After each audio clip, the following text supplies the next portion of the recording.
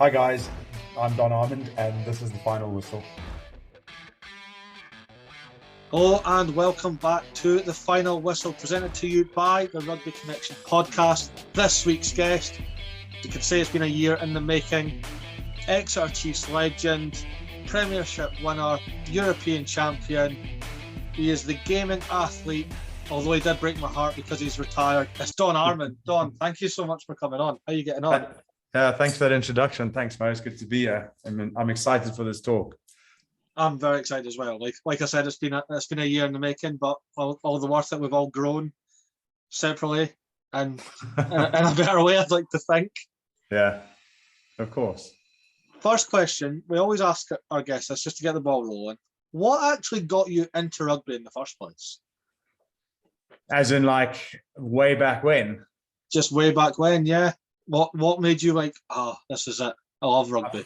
I never said that. I just played because I played all sports. So like we lived on a farm and I was a boarder for the first 2 or 3 years. So I'd stay in the whole week. So if you're at school, we had sports in Zim. It was a bit different to over here. When you're at school, you have school in the day, sports in the afternoon, and then you can go home. You don't have to travel anywhere to do sport.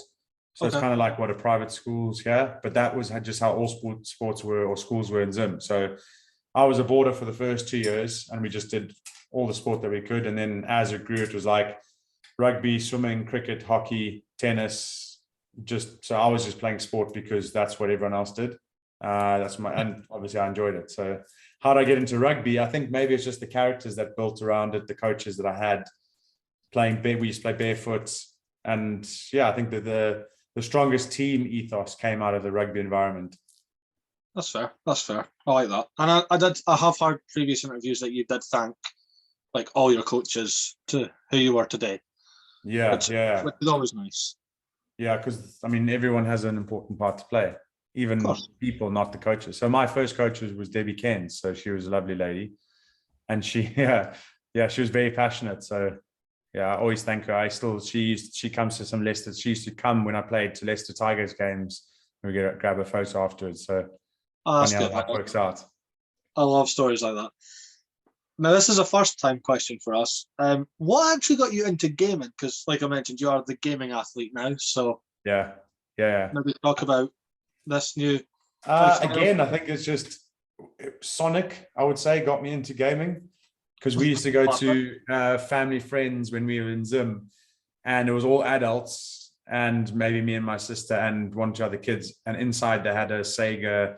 You put the little those little tapes into the thing, you blow on them and all that. And they had Sonic, and I used to go and play Sonic. And then back on the farm, we had one that it had like 99 games in one, like way back then.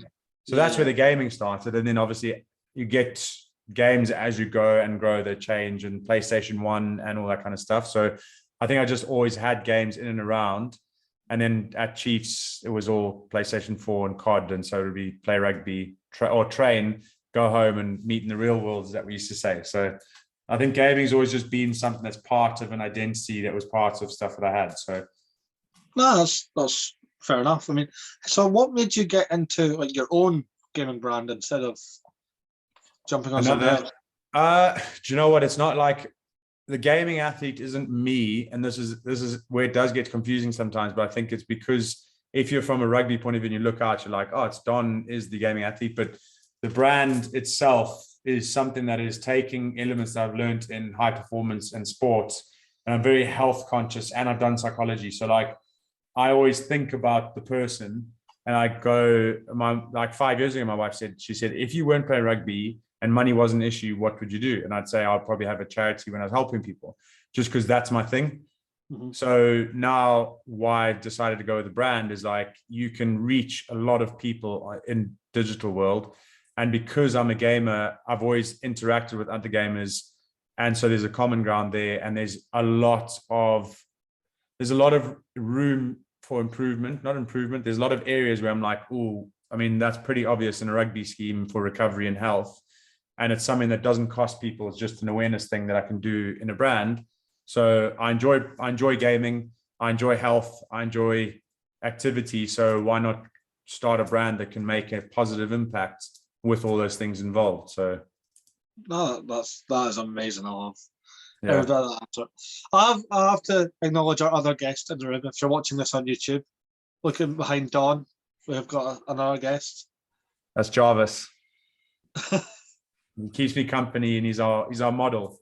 So he's an emotional rock, as you can tell. He doesn't smile, he doesn't frown, he doesn't get angry. Well, he looks slightly angry sometimes, and we can change his outfit depending on what mood we're in. He's got some masks too. I don't even know where my son has put the mask, but he's got masks that I change him into sometimes. I mean, that's fair. I mean, he's not shaken by the camera at all. He loves it.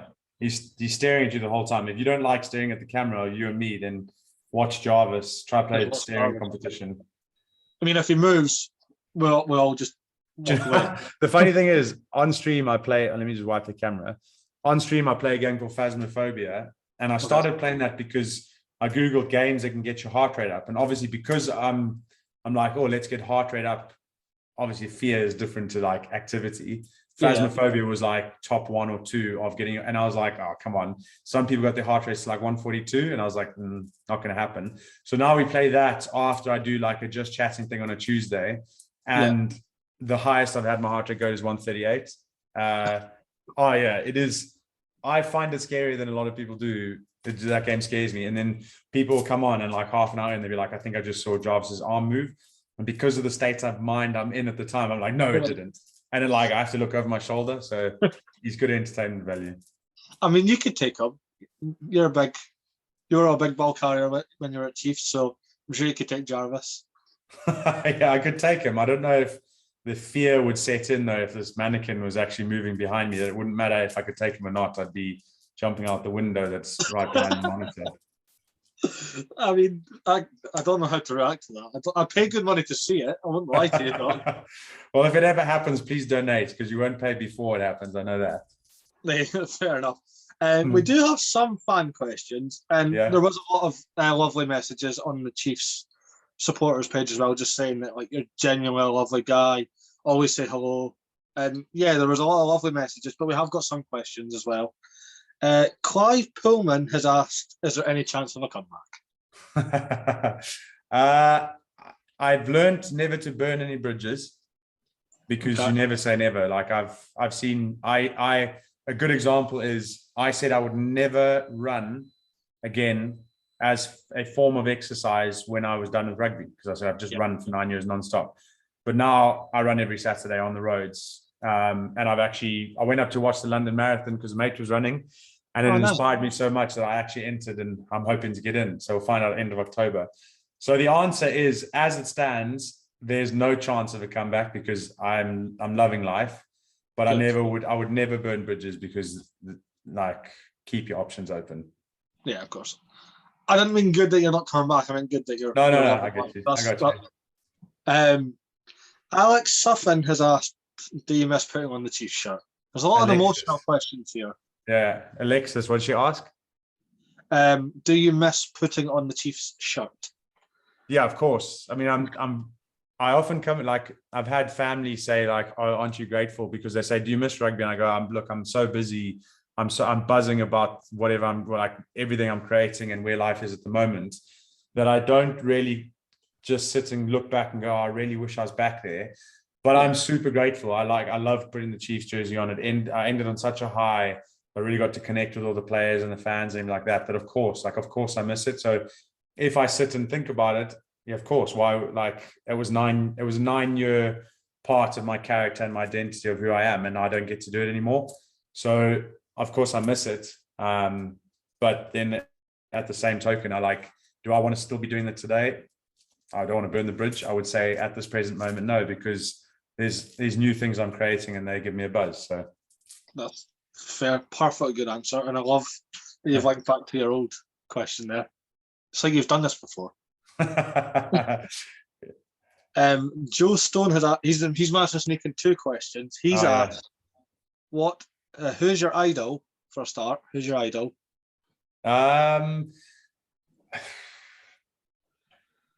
Recently, I've been copying Matthew McConaughey and saying my idol's me in 5 years' time. Really shifted my focus. Like that video I watched that and I was like, that's deep. I love that. I didn't get it at the time, but I spent 3 months obviously not playing rugby, having time to think. And I'm like, the more I think about it, the more I'm like, it's so spot on. But if it was an external, my old school idol, who I still is there, is Bob Skinstead. So he was born in Zimbabwe, played 8th man for the Springboks, and he came and trained us at university. And he honestly was like, he was such a, they say people will forget your words and your actions, but they'll never forget how you made them feel. And so he was a good one that when I think of him, I get a good feeling because of his charisma and the attention and effort that he put towards you as a person. So, and on top of being like a really cool rugby player, like tongue out when he's scoring tries, like eccentric was the word I think I might be looking for. As a person, he was a great guy. And I see now he's like an angel investor, putting value back into people. Like I love his vibe still. So that's really good. I like that. And the other question from Joe is, what's your top 4 prediction? That's a great question. I know what Joe would say, that Bristol, because he loves Ellis Genge, and I know that we're playing tonight and he still go, the Ellis Genge factor is coming. But I would say top 4 would be Chiefs, Sarries. I've got to give Tigers their dues. Like they're gonna learn, they're gonna still have a winning mindset. And then I think Bristol, because they've still got some big stars in there. I would love to see London Irish in there, because I think they've built from the bottom up.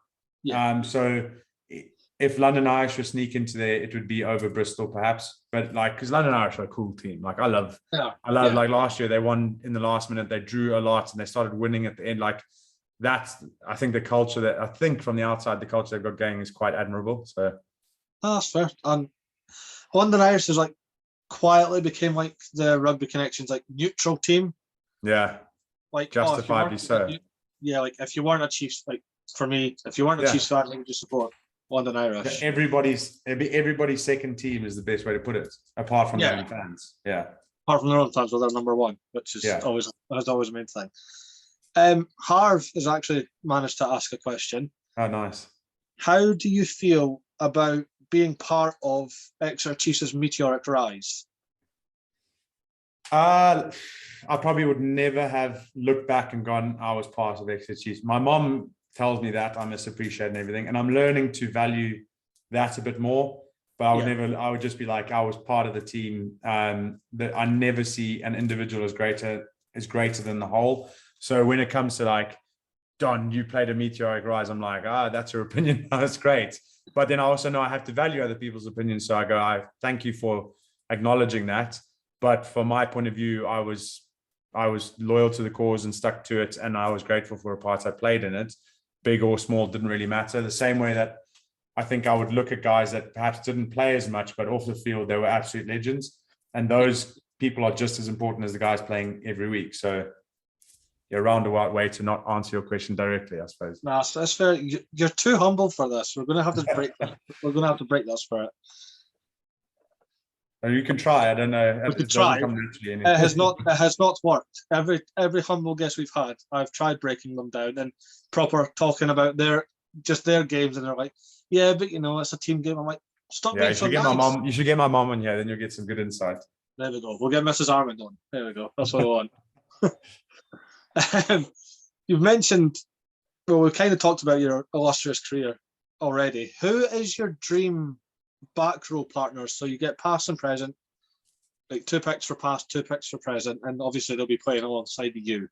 I mean, obviously Dave Ewers, because if he's not in my team, I have to play against him. And so a good way to pick someone is someone you'd never want to play against. I like that. Yeah. Nobody's thought of that like that. Which means that that he's got a solid impact. He's not just about being pretty and, like Dave Ewers at 6, and then Dave Ewers at 7, and Dave Ewers at 8 is probably, and then I come off the bench. No, so I think I have played games with him. I love playing with him. And then at 8, if I'm picking people that I enjoyed playing with and have a good balance, like Sam Simmons obviously is a good balance to have because he's quick and explosive. Yeah. But then again, like guys like Julian Selvey, like honestly, like all the dirty work gets done. No one even knows he's playing. which is amazing because he's not flash. He's just in making, he's got iron shoulders and that. So it depends on who we're playing that I change my 4. But past like Thomas Waldron, if you want a guy to just carry all day and you can do the line-out work and the tackling and all that and the breakdowns, then Tank is in there. So I suppose it'd be me and Dave, and then I'd be swapping my 8s out. Or if Jules was playing, then I'd have to get Dave at 8 and myself at 8 and Jules at 7. So that's fair. That's fair. I mean, you could have done players you didn't have to play with. You could have just done players you really enjoy or admire. Yeah, I think I'd probably undervaluing because I'm very much a people's person. So if I was to play with someone, imagine picking someone that you go like, oh wow, he plays really well on the field, but then off the field he's just not your type of person. So if I'm going to pick someone, I need to be able to connect with them. And I know that like Dave, Simo, Tank, Jules, like all guys I've played with, I know their character. And then basically, if you'd have a drink with them. Yeah, but I mean, maybe not a drink, but because you can have a drink with almost anyone, but a coffee, because a coffee is like, you could sit down and have a coffee and you're not worried about distractions of who's that and whatever. You're sitting down, you're having coffee and you have to talk absolute value. So I could have a coffee with all those guys, maybe a cake with Tank, and feel fine. So yeah. No, I like that. I love the way how you've turned that. I love that. Especially, I've never thought of it like that. The whole if you go for a coffee with someone, you're having an in-depth conversation. It's the same with like road trips. If you go on a long drive with, even if it's just like your dad or one friend, you talk about everything purely because there's nothing else to do. Yeah. Or if your music taste is terrible, if your music taste is different to your road trip person, you're already not going to have a good time. So connecting with people and having similar like common ground is really important. That's a very fair point. I did hear that obviously at the tail end of your career, you were watching a lot of the future stars just like work their ass off in the gym and all that. Is there any future stars you'd like to shine some light on to watch out for? Yeah, all of them. So, I mean, obviously Chris Truin's a well-rounded individual. Yeah. Genuinely, he's going to be big. Ollie Burrows, the hooker, he's not getting much game time yet. But when it comes to people that can rise to the occasion, character, talk, like if you want to see a leader or someone that's got a bit more about him, like I really want to see him do well because he's got it up here. And I haven't seen him play much, but from what I've seen, he's got it physically. And then it'd be unfair to say, like, I could list. The thing is, I believe in human potential. So like all the youngsters that I came through, I was like, I'd spend a lot more time with those two because they happened to be injured at the time I was injured at the end of my career. So I'd see them a lot and talk to them a lot. But then there's other guys like Tom Cairns, who's a 9, he's up and coming. Dafford Jenkins, he's just hardcore. Like there's a good bunch of guys coming through that I'm like, when you see Chiefs fans going, oh, what's happened to the team? I'm like, hold on, guys. Just watch and learn. Just watch and don't have a bad opinion about anyone. Just let them grow. That's fair. I have got a question. I'm not writing it down. It's just because the last time we had a former Exeter Chief on, they asked me it, so I'm going to throw it on to you, and then I'll let you guess who asked me it as well. Okay. So the question is, who has had more work done, Tom Cruise or Stuart Hogg? Well, obviously Tom Cruise. I love Hoggy. So he's had no work done. That's fair. Who would have asked that? Yeah, I'm going to test without looking us up. Jack Yendall? No. It's the kind of thing Jack Yendall or Slady. They wasn't Slady either. No, they're not currently at Chiefs. They are still playing. Past player. Yes, okay. I'm trying to think. Is it Phil Dolman? No. I'm not going to get him. No, it was Nick White. Of course. Little terrier. He's doing so well. I'm so chuffed for him too. His move to Oz, his move to Chiefs and then to Oz has been phenomenal. I'm a big fan. Yeah. Again, he was the one that we couldn't break humble-wise. He was very driven. Well, you see, he is smart. He's cunning. He knew what to say. Whitey, if you're listening, I know you knew what to say. I'm sure he's listening. I hope he is. He's a friend of the show. It's obligated. You now have to listen to every episode going forward as well, man. I will do my best. I'll play it at 5 times speed and try and see if my brain can catch up. No, I'm only kidding. But yeah, Nick was very driven. very humble, looking at the bigger picture. Sort of like yourself. I think that might have just been. Yeah, he's a hard worker though. I think when it comes to rugby, it's his thing. Like I can see when Nick is done with rugby playing, he'll go in and coach it. Like that's his thing. So that's fair. Yeah, no, he asked. We were talking about films and all that, and he went, "I've got a question for you." And I went, "Go on then." And who's had more work done on their face, Tom Cruise or Hoggy? I was like, I'm not answering this. I'm not comfortable. Yeah, clever. That's a good stance to take. I love Hoggy though, so because of course. Honestly, I don't know. I'm Scottish. I'm Chiefs. Yeah, now that we've got an opportunity, like we're bringing him up, like he is an absolutely golden individual and a golden guy and a golden rugby player. He's captain of Scotland and everything. And you still have, and if you are one of these fans, I have a rugby mentorship page that I run, and I put on there, don't come in this if you're going to have an opinion about an individual that is not constructive. And in fact, we can just stay away from individual opinions because I think there's a place for it. The place for it is when you're having drinks with your friends and you're watching the game and you can give it, and that's as far as it goes. But I saw the Chiefs lost the game the weekend, and so many people were like, "Oh, he dropped the ball. He dropped the ball," and I'm like, "What do you get out of it?" So if you're listening, guys, I love you, and you make the game, but let's try and shift. If you wanted to you always support the team. That's good. If you want to criticize the team because the team is the team. Yeah. They are not individuals that are making conscious decisions to specifically play in a certain way. Like everyone there is coached. And when people are playing badly, the people that help them are the fans because they are their own worst critics already. So that maybe helps change perspective. I don't understand. And what, not just for Hoggy or Nick.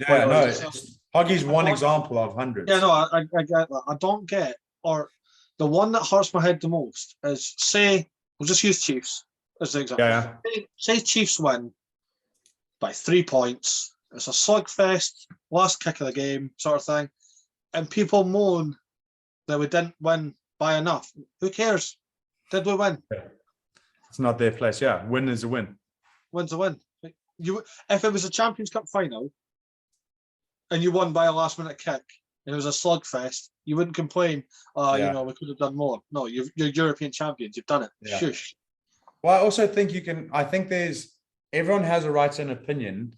But I think where we as people play ourselves short is the way we communicate that opinion, because it's one thing having an opinion and it's another thing putting it across in completely the wrong way.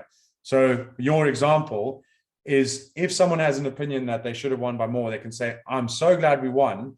Do you know what? Like, I'm really interested to see how the character of the team grows, because if we want a proper winning mindset, we should be winning these games by more." And that's not like, that's just saying it's exciting we won, I acknowledge it. But what we'll do is like, that was a terrible performance. We just won. We should have won by more. And it's like, it's the same thing said in different ways. And communication as a whole is key. Yeah. And like something that I realized that you have to learn how to communicate. It's not just, you don't just get taught in school. You 100%. Get taught by mistakes. And there's lots of books out there. Like one is called not lean communication, nonviolent communication by Marshall Rosenberg. If you haven't heard of it or read it. You'll learn a lot and you'll get along with a lot more people because you'll understand how to communicate. I mean, I've actually left like fan pages and all that just because you get people that are, I want to say entitled. They feel that it is. We can't really cast judgment. Comes across as entitled, but what it is they are passionate and that is their way that they've learned to communicate. But if you actually sat them down and had a coffee with them, they would be able to articulate it in a different way. It's just what social media does is goes, we have to type this, and then they see other people typing and they go, okay, I'm going to jump on that bandwagon. Yeah. So again, I believe in all humans. So I would love to have the time to be like the social media corrector for rugby fans and sit there and just type and be like, hey guys, it's okay. Like, but you like that overly positive spiritual mom that comes around and like makes everything better. Like, I think we just need to get a bit of perspective and go to the other extreme to find the middle ground. So it's there. Don't get me wrong. Like, I think it also is important.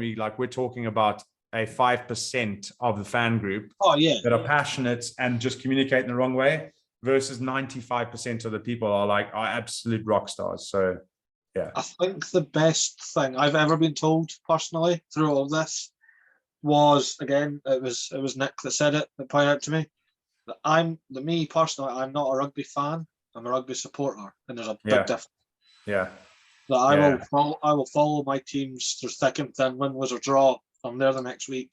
Yeah. Whereas a strong majority of people I'll be lost, not interested, and then they win again. Oh, let's go back because they won. That's the thing that's an interesting concept. So like if you're a rugby supporter, it means you support the team. So if someone goes after an individual, I love it when I see other supporters going, there's no need to talk about that person. It's a team thing, because then that's probably a good definition of what you're saying is a supporter supports. Yes, he knows that sometimes guys are going to play badly, but there's no need to absolutely hammer them. Again, a fan won't know the difference. So 100%. I think the other one, again, on like when people point the finger at certain players, it might be a bit extravagant of a quote, but form is temporary, class is permanent. Like you could generally be like the best player in the world. You're going to have an off day. It's going to happen. Not every game is going to be, oh, look at him, he's amazing, or she's amazing. It's, oh, that wasn't the best, but the kind of player they are, they'll bounce back, and then like again, talk about Hoggy. Hoggy will bounce back from that. Yeah, of course he will. He's he's sound. And silence the haters. Yeah. And get everyone on the bandwagon again. Then something will go wrong, and you get everyone hating him again, and it's just it's a vicious circle. Stop doing it. Yeah. Just stop. Just stop. What are you doing? Exactly. I've never understood how. And this isn't more rugby. This is more just sport in general. I don't get how you go from, oh, damn it, we lost that game, to, I hope that player dies because of X. I'm like, how did you get that? You know what I mean? I've never seen that, but that is extreme. I've seen some of it. It's mostly like in other sports, but you see it, and I'm just like, you did say that, yeah. And that's fanatical. It's fanatical. Like people. They obviously wouldn't say that in person and actually mean it. I think we just need to realize that it does have an effect on the players. That's the one I always look at, like the really hateful comments. I'm just like, would you say that to their face? Because I don't think you would. The problem is there's a very small percentage of the people like, I would say that to their face. But then you're like, okay, yes, we need to. Obviously, the culture of the sport that you're in hasn't shown you that that's not acceptable. Yeah. And so keep being involved in it, but learn. Yeah, exactly. I mean, the big one the pod's dealing with now, well, individually, but the people of the pod is like, who cares about women's rugby? I care. That's what I'm talking about. Yeah. And that's like my whole philosophy. If I don't like something, I'm not going to mention it. Yeah. Because it would just put me in a sour mood. Yeah. Whereas I love rugby. I love all rugby. So I will talk about all the rugby. Yeah. Like you said before we're recording, you don't just talk about one thing, you talk about all rugby. We talk about so much, Don. Yeah. I think I've underplayed how much we talk about. That's good. We constantly talk about like games that happened that week, and then like London Irish. Oh, we've had 2 guests from London Irish, so we mentioned that because it's like go those interviews. Or this game, oh, we've had somebody from that team, and it just kind of it's a weird mixture we had. But it works.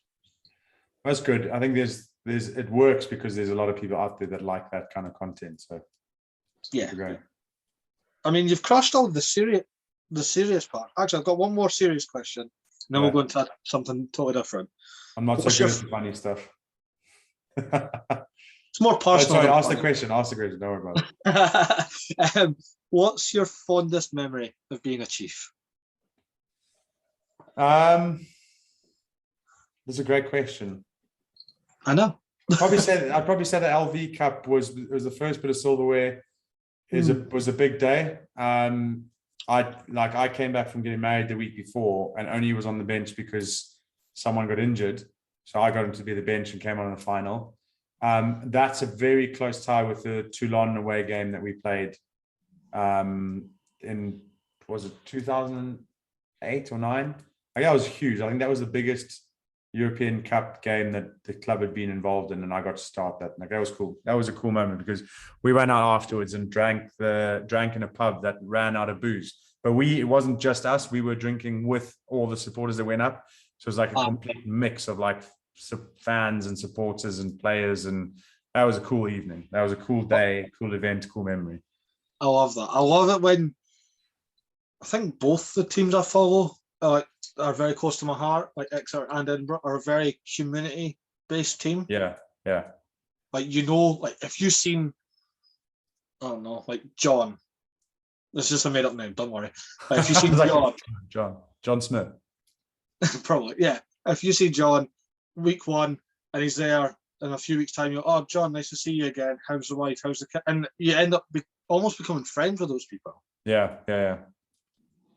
No, I think and it is important because we say connections are really important. So connecting with the fans, knowing who they are, getting to know their names. And like, there were a few people that like were avid supporters, then would just disappear. And I would generally go, I wonder where that person is. And I still don't know, but because they're not my friends, I can't like hunt them down and find out. But it's just, you're appreciated if you're listening, by the way. There you go. See, Don Armand really does love everyone. I love it. So now we're going into the more personal side of things, I'd say. Yeah. It's getting to know Don. So what is your favourite food cuisine or style of food, Don? Sushi, definitely. No, we're off to a bad start. What's yours? I really like Italian. I think you can't go wrong with Italian. I don't like fish. That's probably the big. Okay, yeah, that's fine. I mean, Italian, I get you got a wide range of like pastas and pizzas and stuff like that. That's good. I think, especially if you know yourself as a parent, if you need to chuck something together quickly, pasta. Italian's good. Yeah, of course. You can't go wrong with it. Just, oh no, I've got 20 minutes there. Pasta done. No. Yeah. No, but what kind of sushi? Well, everything except there's sushi called nigiri, which is like a rice in the shape of a finger with a piece of fish over it. I'm like, that's not me. Like, I want to decorate it. I want like fish eggs and mayo and crispy onions, and like I want pretty patterns made with salmon and something else, and then something else put on, and like little fish eggs on top. They're called salmon roses. I think it's because when I was at uni, we had an all you can eat place in Cape Town that I used to go with my friends. And it was such like, we used to go like every other week, and it was those are really good memories on the food. That's why, like, when I have sushi here, I'm like, ooh, I love sushi. Ooh, even though after you've eaten sushi, like, I feel so full, I feel sick, but it's fun. I thought, well, I don't obviously know much about sushi. So when you said nigiri there, I was like, is that the one? There's one that you have with squid, and you have to cut out the poison sac. Oh, no. I think that's just prawn. Isn't that just with prawns? I don't know. I don't like prawns. Too messy. But there's one. Or crayfish, actually. Or lobster. I don't get it. Or crab. Well, you have to like break it to. No, I just don't get. Why would you pay, say, like some restaurants like £200 for a lobster? And I'm like, I've tried loads of different flavors, and I'm like, not once have I been like, oh, I get it. Like, I've always just been like, why? I'd rather have like a crispy chip than this lobster. Fair enough. Favorite film? I Love You, Man. Oh, so good. Yeah, honestly, it's such a good film. And not many people have seen that. The Paul Rudd and just stuff. Yeah, great film. Great, such awkward humor. It's such a good tale of life. I love it. It's such a good film. I was genuinely not expecting that. That's amazing. These are the questions I like. The question, because you get answers and you're just like, that's not what I was expecting. Or how about this one, right? And this is like a complete opposite end of the spectrum, but Boondock Saints. Have you seen that? I've not, no. See, like, that was such an underrated movie. Like, it's got a lot of violence in it. Okay. But it's these two Irish brothers that have like taken on themselves to take out like bad guys, like gangs and stuff. But it's the way they do it, and the way it's filmed, and like, I would highly recommend watching Boondock Saints if you haven't. It's really cool. That's fair. I mean, have you seen The Gentleman? No. there's one. Okay. The way it's felt again, the way it's filmed, it keeps you thinking. Yeah. Like, I'm trying not to spoil. There's a thing at the start, and you're like, all right, cool. And then halfway through, it's like, that's how we got to there. Yeah. So, and it's so good. You've piqued my interest. I'll give it a squiz. Yeah, no, it's really good. It's actually one of I'm a big Marvel fan. I love Marvel. Okay. I was disappointed in the final Marvel film where they all came together. What's it even called? The Endgame. Yeah. Disappointing. You can't and I'll tell you why. You can't make Thor fat.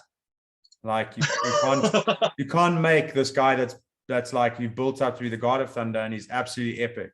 And in the last one, he's overweight, he's an alcoholic, like complete disappointment in who he was. Don't get me wrong, like don't misquote me. Yeah. And then I thought when he was finally worthy again to pick up the hammer that he would transform back into Thor, but he didn't.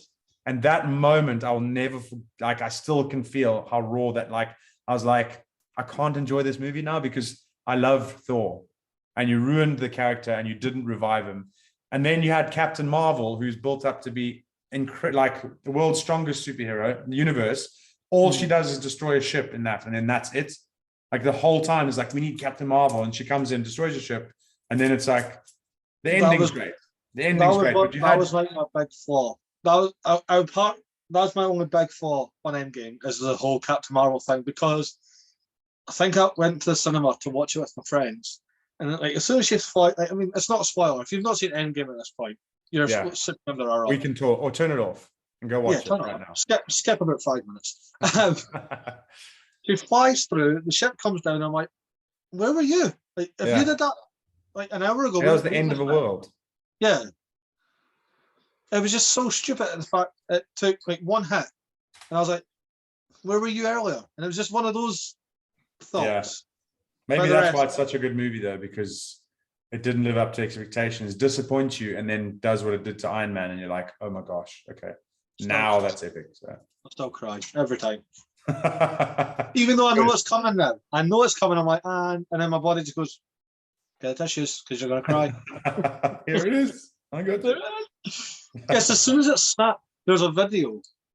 It's on like TikTok and all that, and it's so well put together. You'd think it was real.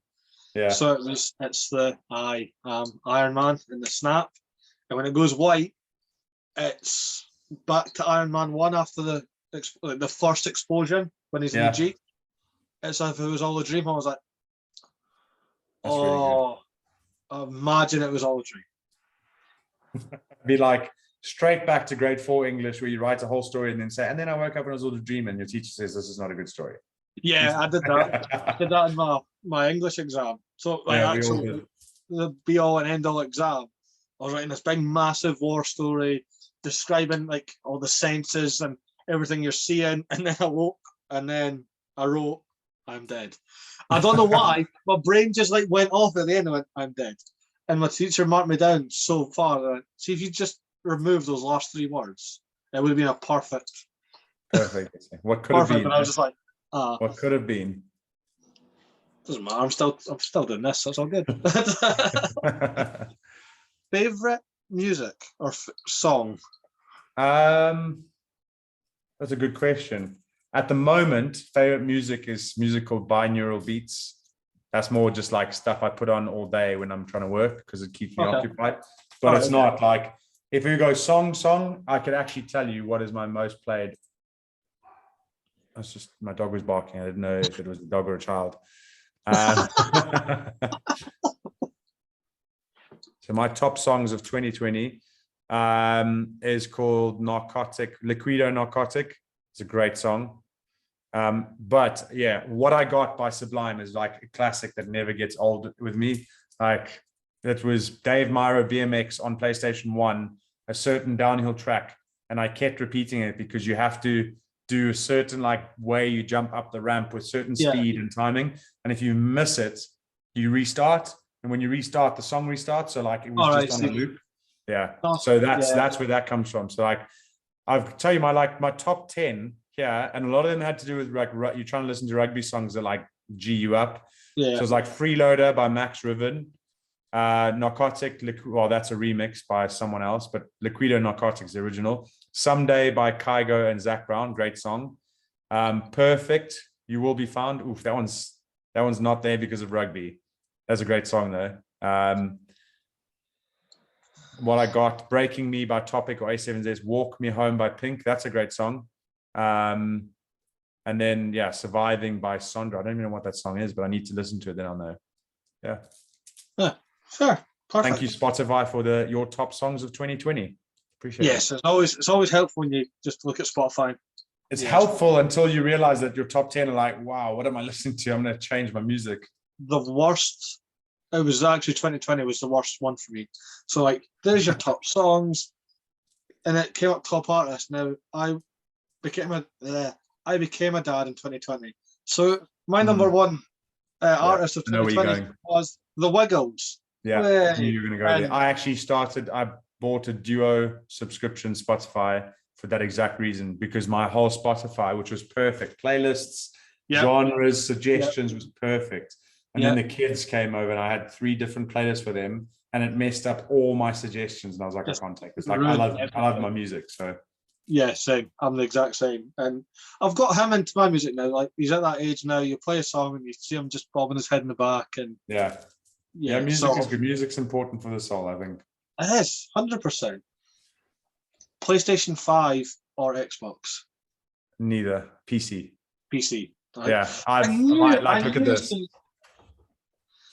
So we've got one screen, 2 screens where we are, 3 screens. There's my keyboard. There's my computer down there, underneath there. Oh, God. And then I've got my sayings there. Oh, nice. Like that.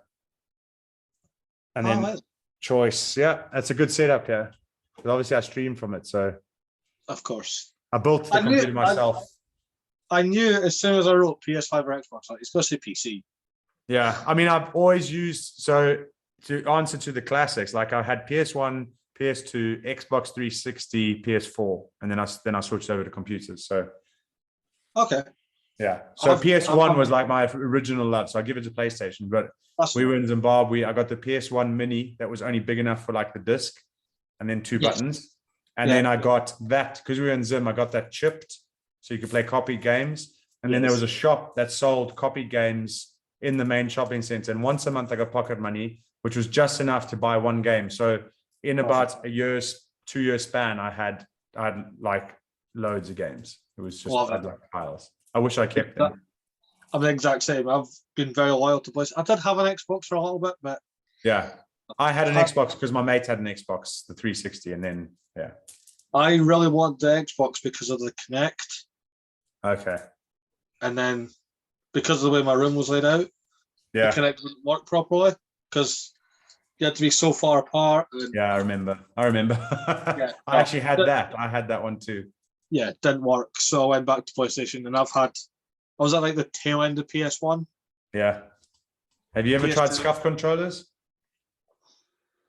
No, I've not, but that looks cool. I like that. So they have like those buttons replace your X and your square or whichever one you program them to. So when you're holding it, like you can. Oh, okay. Yeah. That's fair. No, I'm quite. Thank Luke and Dicky for that. Yeah, he's a big gamer as well. Yeah. Who's a better gamer though? You or? No, he's a good gamer, and we play different games. Like first-person shooters, he's obsessive. It's incredible. Whereas I'm more like League of Legends is my thing, or I'm not that good at first-person shooters. Unfortunately, I'm more like Battlefield. This 2 or whichever one, like you could be a medic. I was 100% Hacksaw Ridge. I was like, give me a medic. I'm gonna run. I'm gonna revive you under like a hail of bullets. I'm not gonna shoot anyone. I'm good. Fair. I'm good to go. Yeah. I'm very panicky. Not all shooters, just Call of Duty. I'm rubbish at it. Yeah, me too. And all my friends used to play it, and they're like, "Right, Murray, start shooting." I'm like, bang, grenade, drop a grenade on my feet, dead. Walk out of cover, get shot. I don't know. That's fun. Yeah, just like, I meant to do that. It's time for my dinner anyway. Oh, well. What a shame. Like, deliberately end yourself so you could go and get something else or just step away. Oh, I did have a shooter themed for you, but you're not a shooter kind of No, game. go for it. Give me a chance. I can play them. I'm not very good at them. It's just a fun. It's just as a Call of Duty or Fortnite. Cards. I think Fortnite is very limited. I like Fortnite. I like it, but like, don't forget COD. Like, let's just be realistic here. Fortnite's gone too much now. Like, there's 100 different game modes. There's too many different things. Yeah. But it still was in its time when it first came out. We played that all the time. But COD, like, don't forget COD. You were entertained by one game mode in this team deathmatch, and then they added domination and capture the flag and hardpoint, and then they had zombies. And like within that, they created like an 8-series thing between the Treyarch and the whoever else made it, between like Black Ops and Modern Warfare, and all. Like, COD, hands down, is a way better franchise than Fortnite. I mean, I've never actually did any of the team things or capture. I just did the story. Yeah. Oh, really? So you didn't do multiplayer? Yeah, I love story games. Yeah. So like Red Dead Redemption 2. Great. Yeah, great. I got you. Fantastic. Like, some games you kind of skip the cutscenes and you get the gist. Yeah. I didn't skip any of it. I'm like, so Assassin's Creed. You like Assassin's Creed? I love all Assassins. Yeah. Story mode wise, that's great.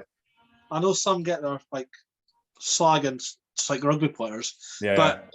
I like all of them. I know that's obviously you do have your favourites, but you do get some, and I like the way they're doing it like nowadays. So you've got like the Egypt one, you've got Valhalla, so like and it's all different. It's all different themes, and I'm like, I love that. But yeah, I'm right into Assassin's Creed. I like Grand Theft Auto, but not the online. I've never played the online unless we were with friends and we played the missions together. Oh no! So if I was ever playing with friends, what I would do was to take turns. So if it was me and you playing, you play till you're dead. Yeah. Okay, then swap over. So as soon as you're dead, it's my turn, or is your turn?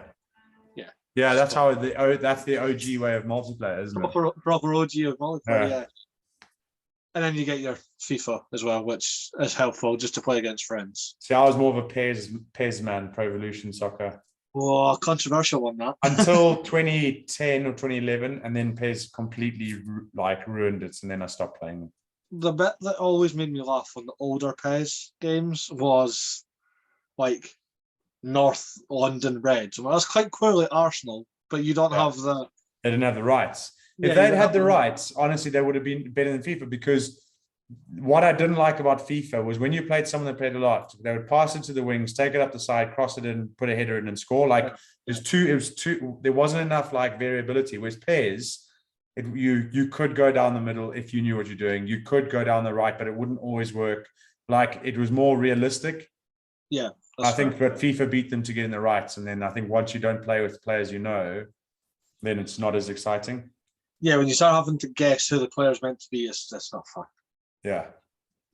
Even if you have a wild imagination, but it's easier just to shout like Gerrard or Lampard, especially if you're going for like an absolute screamer. Yeah. You have to do it. You can't shout a generic name. It doesn't work. Yeah, it's part of it. It's all part of identity. Exactly. Favorite pizza topping? Pineapple. No. No, if I'm honest, I knew that's so controversial. It's actually the best pizza I've ever had was a margarita pizza, which is just the base and cheese with an extra bit of cheese on. And they had this hot sauce it was in Cape Town. You were overlooking the sea, and it just hit right. It just was like, there was no other toppings other than that. And it was perfect. That's fair. Yeah. I can't. I do like Hawaiian though. I do like Hawaiian, and I don't know why people don't like it. So the best, if you want an honest opinion on pizzas in this country, in Britain, is they are light years behind South Africa. I don't know why you put sweet corn on a pizza. It's weird. Don't get that. I've never done it. But the standard, like, there were takeaway pizza joints in South Africa, and actually there's a place called Panarati's, right? You sit down in Panarati's and you could order this chicken, bacon, and avo and feta pizza, no pineapple, sorry. And then they would bring you a silver bowls in the middle that had garlic, parmesan, chilies, and something else. And you would never need another pizza. It was a crispy base. You had fresh rocket if you wanted to put over. Like, honestly, those pizzas, they just, you don't get those ingredients here. And I don't know why. And I'm like, they're so obvious. If I was to open a food business, which I never will, like I would take the South African recipe pizzas and make them here. Fair. No, I'm with you on that. The sweet corn thing did catch me off. I remember, I think it was like my first job. I worked at a Papa John's, and you get the create your own. Yeah. Guy came in, and you get 5. I think for a 12-inch pizza, it was like £8. If you want 5 toppings, it's an extra 5 or something like that. And he went, "Can I get jalapenos?" And I was like, "Yeah." So I did one serving. No, 5 lots of jalapenos. I'm like, no. So you wanted a lot. Just how like 5 toppings worth of jalapenos on a cheese and tomato pizza. Mate, fair. Each to their own, eh? I made it. It's my job, but I was making it, and I'm just like, this is. Do you think he was getting that to spite someone? Yeah, I was like, at what point is this? Like, do you stop me being like, mate, I'm only joking? No. I'll put okay. No, there was another one, and again, this is the worst. This is by far the worst pizza I ever made. Again, the whole 5 toppings, sweet corn, so it's already a big no for you. Yeah. Crispy onions. Yeah, I can do those. Jalapenos again. Shredded chicken, and then anchovies. I was like, that's horrible. Interesting. Yeah. I like what are they called? Calipers? Why does that word not seem like it's that little salty like raisin thing you put with salmon and sour cream? Something with a C. Calipers, I think. No, we're way off. I was gonna say, because isn't calipers on a car? Calipers is a thing, like a camp thing. I will. Why can't I get it? I dread to think we were going to Google salty salmon snack. I don't know. I'm trying to. Why can I not? Anyway, carry on, and it'll come to me. No, you're fine. Biggest capers. You weren't barrel. Yeah, that's close. Bloody calipers. I didn't have to Google that either. I thought of it before. I'm sure. Your biggest inspiration and why? What, for rugby or life? Life. We'll go for life. This is about you, not as a rugby player. So we'll go for life. My biggest inspiration is me in 5 years. I'm genuinely, that is like 2 or 3 months ago. Like, I get that completely because, and I'll explain why. It's important to give context. Like, okay, everyone says don't try and be perfect, and I get that. But then again, do we set ourselves short by not trying to raise our standards because we go, I'm not perfect, so I'm just fine? Whereas if your goal, if your hero and your inspiration is you in 5 years' time, and your vision of what you're in 5 years' time is how do you look, how do you feel, who are your friends, are you happy, what's your character like, are you a good person, are you upstanding when you need to be at the right time, are you a good husband, are you a good father, are you a good friend, are you someone that's reliable, what's your integrity like all these things like that. If you know what that is like in 5 years' time, why would anyone else or anything else inspire you? So like, if you can make that your inspiration every single day you wake up and you go, I don't feel like doing this today. You go, but listen, remember what we need to be like in 5 years' time. You go, okay, yeah, I need to keep working. But then again, if you wake up and you have a terrible day, you also have that perspective like, listen, it's okay. This is how you are now, not how you're going to be in 5 years' time. So you keep going. But then since I've said that, like now a lot of things inspire me. So the London Marathon thing, like I said, I've never run that. I've entered it now. And I'm like, someone's like, what if you don't get it and you run? I'm like, oh, I don't know. And I'm like, actually, because it suits me, it's like adds to my 5 years time character. I will try and run through a charity because it's an important thing to have gone through, done, like challenged, and you share the inspiration, and like it enables, like there's 2 other people that I've challenged to do it since I've signed up and they've done it. I'm like, that's incredible. So like you find inspiration within yourself and you find it outside of yourself. But I think, yeah, other than that, like my wife genuinely inspires me. We work on each other, with each other, for each other a lot. So like when we start to go off piste, we can correct each other. And that's something we've had to work on. And it's a privilege, because if it's my wife that is someone that inspires me, I don't have to look far. Whereas if it's friends, and then your friends say go into a busy period in their life, you lose that inspiration. So yeah. And then I'm also fortunate enough to live with my mom and my in-laws. And my mom's a good inspiration, and hopefully she'll be listening to this and she needs to hear it. Like she's gone through a lot, and like she's had an impressive lifestyle, and she's a role model that I do look up to the same way, like the same way that I look up to someone that's made. So like Elon Musk is a good inspiration because he's thinking big, and I'm really big into thinking big. So yeah, there's a lot of things that I find inspiration from at the moment, and that's quite refreshing. To answer your question in a short way. Yeah, it's good. I like this. I'm loving this. Obviously, you did mention running earlier, so this might be perfect. Strength and conditioning or cardio? What do you prefer? Mixture, body weights. Yeah, it is. So like I think of it from a holistic point of view. Be all and end all. If you had to choose one, it'd be cardio, because I think you can live a relatively healthy lifestyle with cardio alone, and then without strength and conditioning. But if you want to go aesthetics and certain outcomes, you need the strength and conditioning.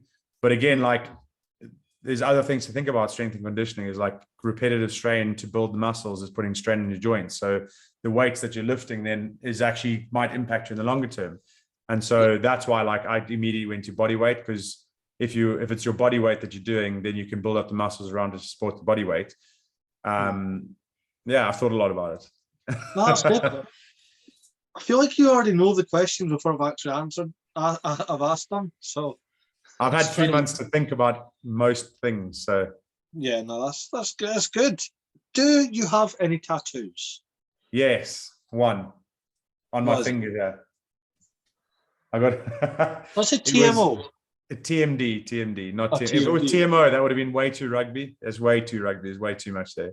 No, so we went on a team building thing in a foreign country when I still played rugby, and you obviously have a good time. And some guys got tattoos, so I went and got one. And TMD is truly, madly, deeply something that my wife and I, the song that we like.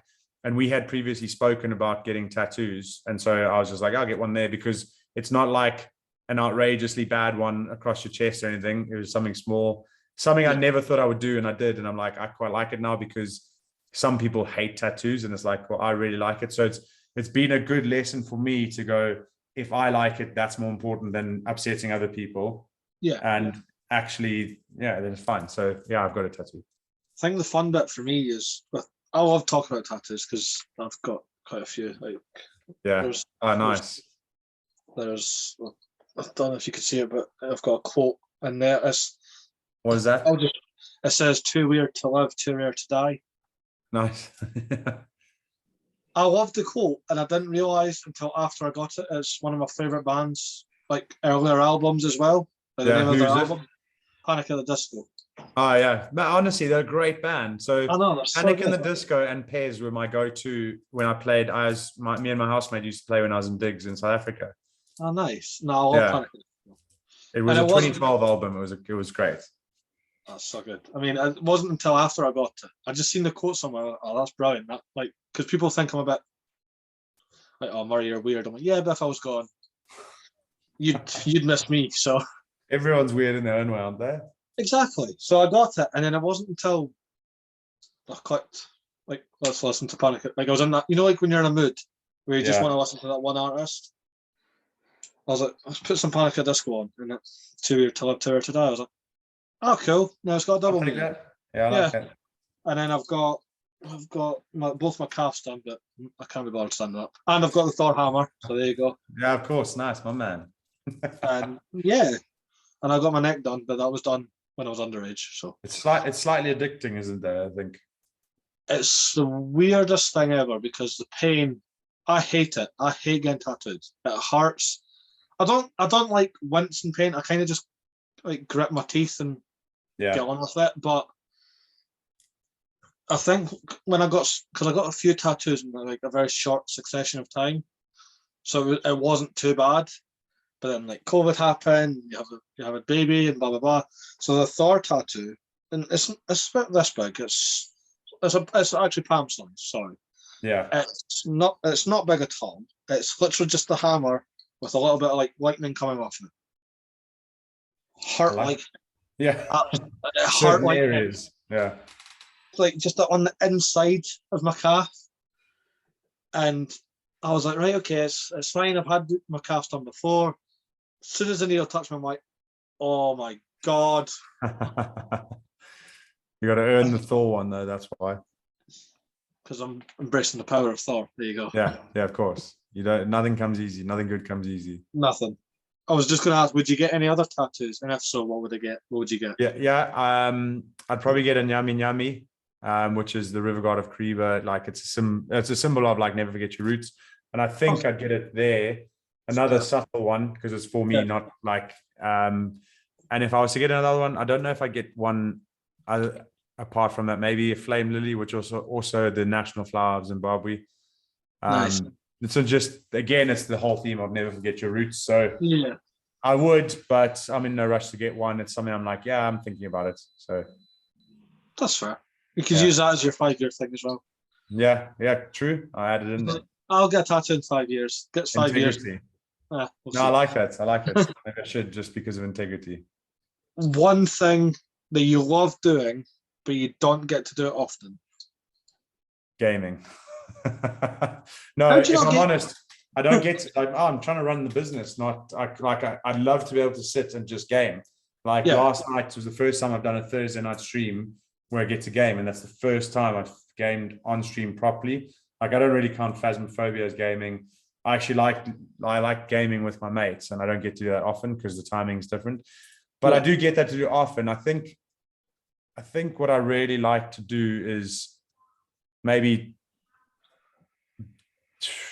be out in the mountains with my son. He likes Dartmoor, which is like the hilly areas, and like it's once you're out there, like this is really nice. Same as like if you're out on a paddleboard and there's just more quiet and stuff, like that's really nice. It's just you don't often get enough time to do that. So that's fair. Yeah, I think I live a relatively like low key life as it is, and so I enjoy it. So there's not much I don't get to do that I really love, if that makes sense. Yeah, no, I get it. I find joy in a lot of what I do. So I'm going to flip it. What's one thing you hate doing, but you have to do it? I'm going to flip it and I'm going to say nothing, because I'm choosing to do everything that I do. And if I hate doing it, then I'm going to constantly be in a mood that's going to bring me down. And I'm very much focusing on getting to a place where I've decided this is the lifestyle I want. And if I've decided that, I need to be content with it. And if I'm going to be content with it, I can't hate it. So there are things. So like we hire out a pool, and I have to maintain that every single day. Otherwise the chemicals will be unbalanced. I'm trying to get it automated. So sometimes when I get home late or after stream, it takes away from my sleep, and I can either go, oh, I hate doing this, but I genuinely don't know when the last time was I said, I hate doing this, because I go, oh, I've got to do the pool. And then I go, oh, what a blessing, because it's bringing in money. So I'm just trying to flip all the negative thoughts. So there's nothing I'd safely say there's nothing that I have in my life at the moment that I hate doing, or I think I hate doing this. That takes a lot of work to get to that point. I do understand that. So that's fair. Mine's is a bit more vain than that, then. Yours is a bit more what, sorry? Just a bit more like. What is yours? I hate going food shopping. Well, why don't you just order them online? Just because of where we are, there's no like local that you have to drive to, like the nearest town to supermarket. So like Sainsbury's or something doesn't deliver to your house? Probably does, but it's just weird. Well, no, it's I don't know. The other half, try it. Try it. The other half, it's going to cost you 10 quid extra, but it's going to buy you emotional happiness. Do it. It's worth it. The missus likes going food shopping though, so. And you have to go with her. I'm the only one that drives, so. Okay, so it's a family outing, and you got to change the thought. No, you're too good at this. I'll try next time. Maybe. Well, no, I get. It's so easy for me to stay on the outside because everyone hates things for a reason. I don't even think I think hatred's a strong word. I might have put it wrong. It's a chore. It's a chore, isn't it? Like it drains you. I can't be bothered with people like standing in the middle of the aisle talking about their life story. I need bread. No, and it's just. Sorry, mate. You need to learn to just like they're there. There's nothing you can do about it. Or this is a weird one because like I have a young child, and you'll probably be you might be in the same boat. I don't know. Other children like crying, and like in a like shopping centre or supermarket, you're just kind of like, yeah, be quiet. You have to get used to that. Oh, you do. I get more upset when my kids are crying because I don't want everyone else to get like bothered by it. Then when I see other people's kids crying, I'm like, oh, shame, poor kid. Oh, but when my kids go, I'm like, shh, it's okay, dude, don't upset people. It depends. Should be the other way around. If there's one, right, okay, well, a child like just throwing a tantrum, like they wanted something, their mum said no, and they just dropped to the floor, middle of the supermarket. I want this, and like, what is it? How does that make me feel? Yeah, just like I believe in all humans, so when I see a kid doing that, I get very interested. I'm trying to understand you. Like that kid isn't a naughty kid. That kid doesn't know how to express its emotions and is frustrated. That's I know you're gonna be like, mate, what are you on? But like, no, I get it. You know, like, and I feel sorry for the mom or the parent because I'm like, they try their best within what they know. And that kid is throwing a tantrum, and now because that kid is throwing a tantrum in the middle of the shopping center, they will probably put unrealistic expectations then to stop the kid having parent tantrums, where actually all they need to hear from someone is go, oh, he's having a tantrum. That's cool. Nice that he expresses. And if that parent then takes all that like judgment pressure off themselves and that stress and be like, okay, how do I really deal with my child? Okay, I see your cross. Let's understand you can't get that. Stay firm on that. There's better ways of dealing with your emotions, and you set that kid up better for life than if you're like, stop screaming, stop, get to the car, and like shout, because then it's easier when it's someone else's kid throwing a tantrum because I get really good perspective. But again, when that's flipped, I sometimes can lose perspective. I'm like, no, please don't throw a tantrum. You're okay. It's fine. It's fine. So it is. It's just. It's if you tell them, like, don't do it because they'll hurt themselves, but they think that's them getting a row. No, you're not getting a row. Just don't do that. There's a really good thing is like the human brain cannot comprehend the negative. And to understand an example of it is like, don't think of an elephant. So you think of an elephant because you can't comprehend the negative. So when you tell a kid, don't do that, their brain goes, do that. Because the don't just doesn't exist. They don't see it as like a naughty. They just go, do that. Don't think of an elephant. You're like, an elephant, damn. So like a kid is like, how often have you said to your kid, like, don't put your food on the floor? And they go, food on the floor. It's done. And you're like, I told you not to. And they're like, I'm sorry. Your brain said do it. So like. It's like the whole wet paint, like do not touch wet paint. Yeah, people touch. Exactly. I want to touch it. Yeah. Like 24-year-olds, you go to a museum, do not touch these. Yeah.